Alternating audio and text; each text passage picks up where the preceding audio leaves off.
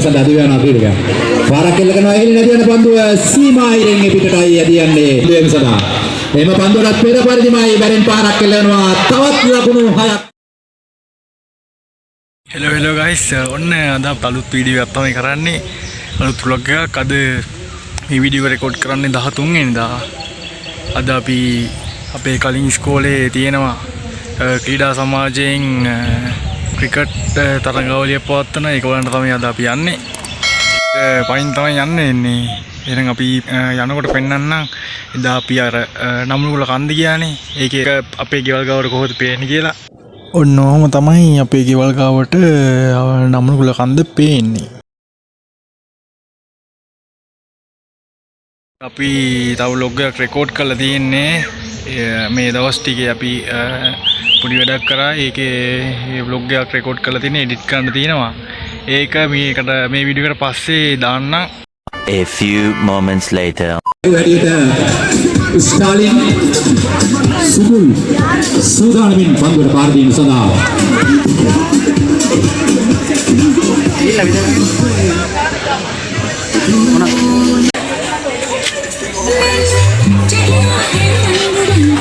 වේලාව පදලා කරේ පාරක් කෙල්ල කරනවා. උඩ පන්දුවක් ලෙස රැක ගැනීමට හැකියාවක් ලැබෙන්නේ.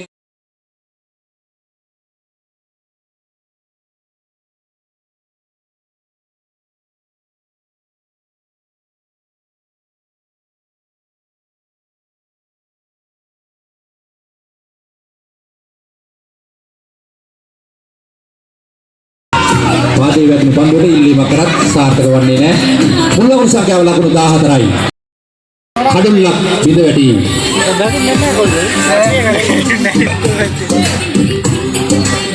මුල් ලකුණු සංඛ්‍යාව ලකුණු 14යි. ක්‍රියාත්මක වන්නේ තරගයේ ප්‍රථම පන්දුව.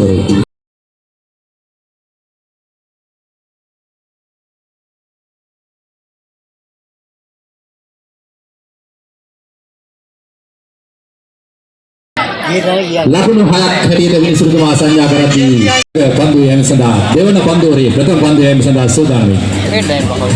සුකුල් සූදානම් පන්දුව පාර දීම සඳහා. දිවයනවා පන්දුව පායිනේ පිට යන පන්දුව ඉදල්ල යාවට ඉඩ ඇරිය.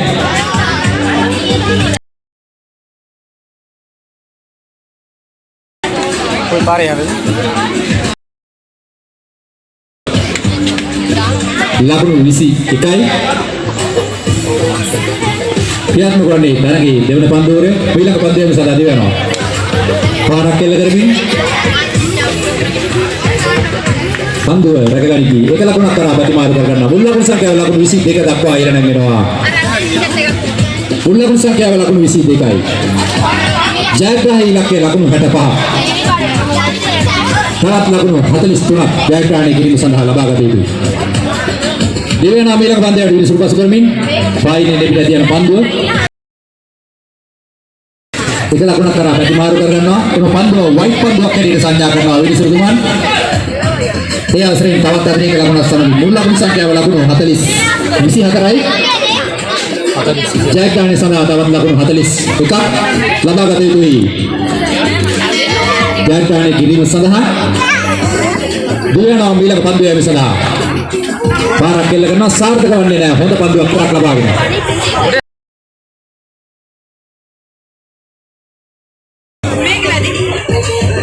එම පන්දුව පායිනේ පිට යන පන්දුව වයිට් පන්දුවක් හැටියට සංඥා කරනවා විනිසුරුතුමන්.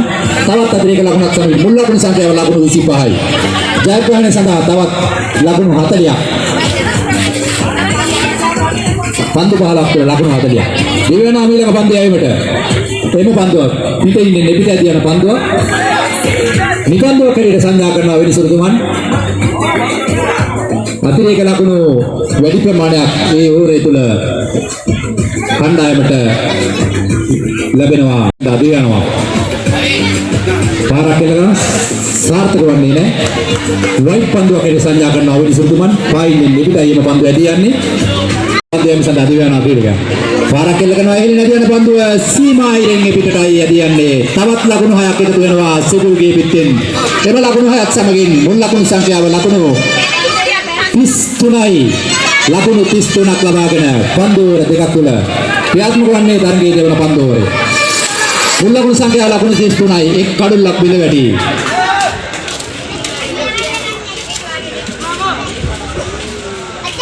පන්දුව එමසදා. එම පන්දුවටත් පෙර පරිදිමයි බැරෙන් පාරක් එල්ලනවා. තවත් ලකුණු 6ක් එකතු වෙනවා. මුල් ලකුණු සංඛ්‍යාව ලකුණු 39 දක්වා ඉහළ නැංගෙනවා. දුර්වල පන්දුවක් වැටුණු සැනින් සෙනිකව ක්‍රියාත්මක වෙමින් තමන්ගේ කණ්ඩායම වෙනුවෙන් වගකීම මැනවින් ඉෂ්ට කරන ක්‍රීඩකයින් දෙදෙනෙක් මුල් ලකුණු සංඛ්‍යාව ලකුණු 39ක් ලබාගෙන ඊළඟ පන්දුව. පිටේ ඉන්නේ පිට ඇදින පන්දුව.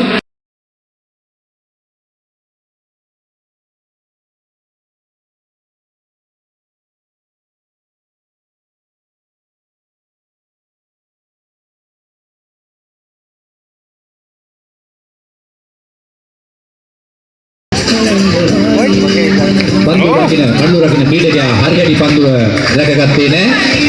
කෙසේ නමුත් එම පන්දුව නිපන්දුවක් හැටියට සඳහන් කරනවා.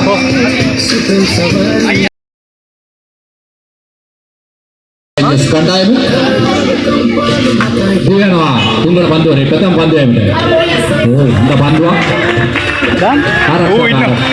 පාරක් එල්ලව ලකුණක් ලබා ගැනීමට හැකියාවක් ලැබෙන්නේ නැහැ. කඩුළු රකින්න ක්‍රීඩකයා පන්දුව රැකගෙන බාර කරද්දී මුල් ලකුණු සංඛ්‍යාව ලකුණු 49යි.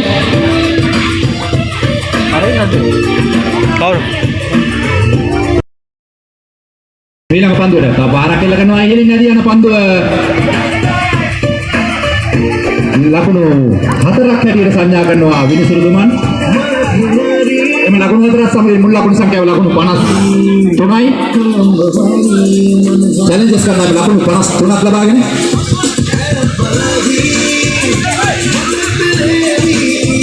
ජැක් බබා දුන්න චැලෙන්ජ් එකට යූරි චැලෙන්ජස් චැලෙන්ජ් කරනවා.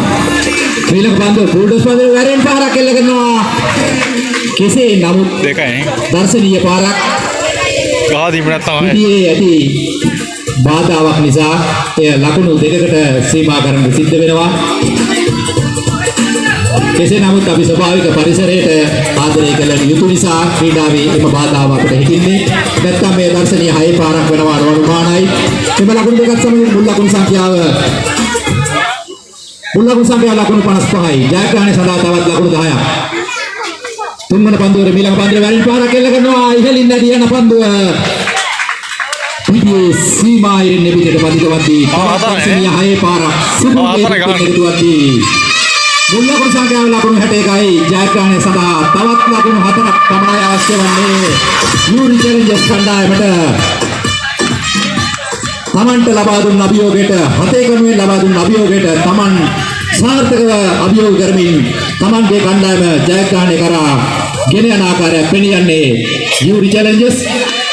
ඊළඟ පන්දුවේ පාරක් එල්ල කරමින් එක ලකුණක් කරා පැති මාරු කර ගන්නවා සුබුල් සමග.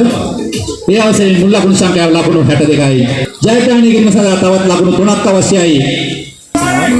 දිවයනවා ඊළඟ පන්දුවේ පායිනේ නිබිලා යන පන්දුව වයිට් පන්දුවක් හැටියටයි විනිසුරුතුමාගේ සංඥාව. එම අතිරේක ලකුණත් සමග මුල් ලකුණු සංඛ්‍යාව ලකුණු 63යි. ජයග්‍රහණය සඳහා තවත් ලකුණු 2ක් පමණයි අවශ්‍ය වන්නේ. තුන්වෙනි පන්දුවේ තවත් එක් පන්දුවක් ඉතුරු වී තිබෙනවා. යැවීම සඳහා තවත් පන්දු 7ක් තුල ලකුණු 2ක් ලබා ගත යුත්තේ චැලෙන්ජර්ස් කණ්ඩායම. ඊළඟ පන්දුව තුන්වෙනි පන්දුවේ අවසන් පන්දුවේ පාරක් එල්ල කරමින් තමන්ගේ සීමාව පසු කර යනවා. ජයග්‍රහණය ලබනවා. එම ලකුණු 2ක් සමගින් ඔන්න ගයිස් අපි ගෙදර ආව කොහොම හරි වැස්සට වුණා. මැච් එක නැවතුවා වැස්සට පස්සේ ඊට පස්සේ ආයේ දැන් පටන් ගන්න ඇති කියලා හිතෙනවා. අද කලින් තරම් ලොකු වීඩියෝවක් කරගන්න බැරි වුණා. පුළුවන් විදිහට වීඩියෝ කරා. අද ලොග් එකත් ඔයාලා එන්ජොයි කරා නම් වීඩියෝ එකට ලයික් එකක් දාලා වීඩියෝ එකේ තව හැදෙන්න ඕනි තැන් පුළුවන් නම් කියලා කමෙන්ට් එකක් දාන්න. සබ්ස්ක්‍රයිබ් කරන්නත් අමතක කරන්න එපා. අපි ඊළඟ දවසින් හම්බ වෙමු.